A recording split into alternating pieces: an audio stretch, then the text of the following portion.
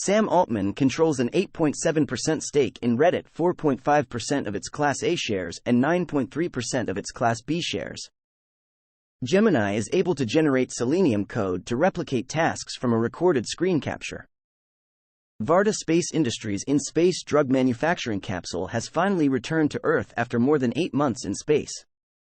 The capsule landed in the Utah desert, marking the successful conclusion of Varda's first experimental mission to grow pharmaceuticals in orbit.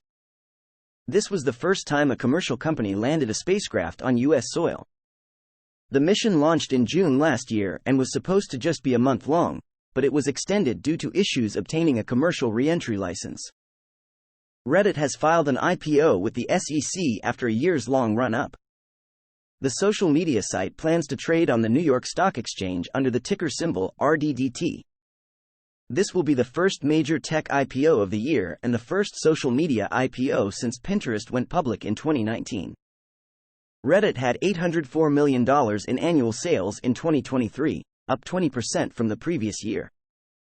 Its core business is reliant on online advertising sales from its website and mobile app. Reddit moderators will be allowed to participate in the IPO through the company's directed share program. Pages CMS is an open-source content management system built for static websites. It allows developers to edit website content directly on GitHub via a user-friendly interface. Pages CMS is intended to be deployed with Cloudflare pages using Cloudflare workers for the serverless code. Solano County, California, may be the site of the first new walkable city in the U.S. in the last 100 years. This article presents an example of a simple analysis that flows nicely in R, which becomes clunky and complicated when using Python and pandas. JSR is a new package registry from the team behind Deno.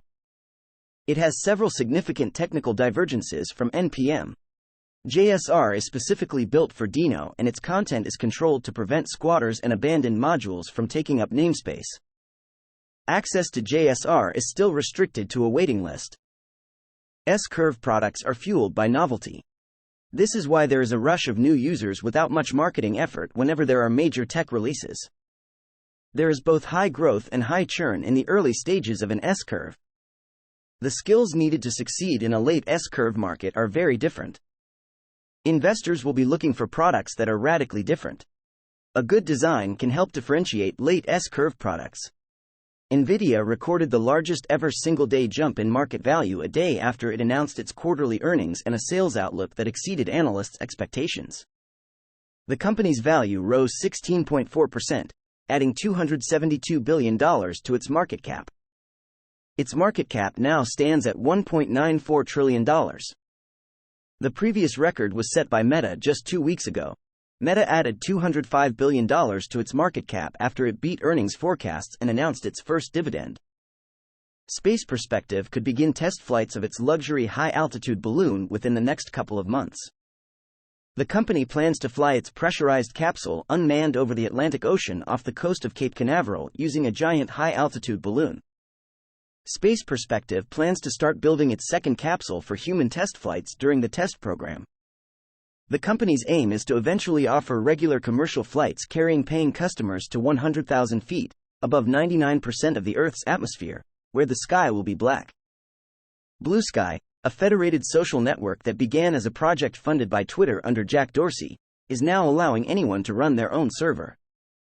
Its decentralized model uses a different protocol than the one that Mastodon uses.